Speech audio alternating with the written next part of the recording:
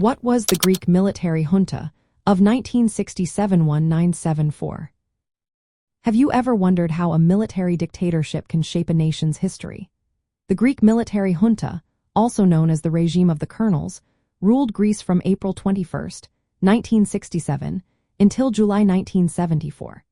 This regime began with a coup d'état led by mid-ranking army officers, including Brigadier Stylianos Patakos and colonels George Papadopoulos and Nikolaos Makarzos.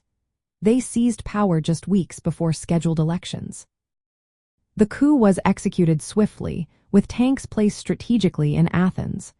Thousands of political opponents, especially those suspected of leftist views, were arrested. The junta suspended democratic institutions and imposed strict censorship. They ruled by decree, suppressing political freedoms and civil liberties. During its time in power, the junta maintained a nationalist and anti-communist stance. They viewed leftist influence as a significant threat to Greece. This period was marked by heavy-handed repression, including the imprisonment and torture of dissidents. Despite widespread human rights abuses, some Western European countries initially tolerated the regime. They valued Greece's strategic position in the North Atlantic Treaty Organization more than democratic principles. However, international criticism grew. Greece faced effective expulsion from the Council of Europe and suspension of European Community accession talks.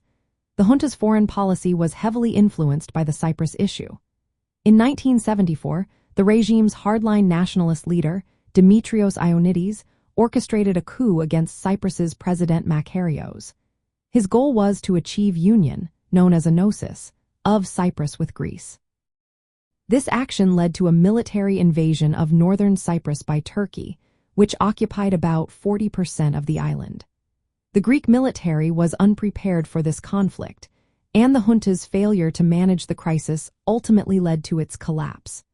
Following the fall of the junta, former Prime Minister Konstantinos Karamanlis returned from exile to lead a national unity government.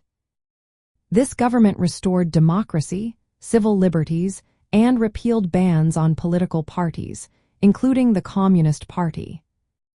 The period of the junta remains a significant chapter in Southeast European history.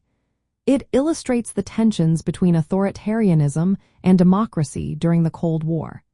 The complex interplay of domestic politics and international relations during this time shaped the region's future.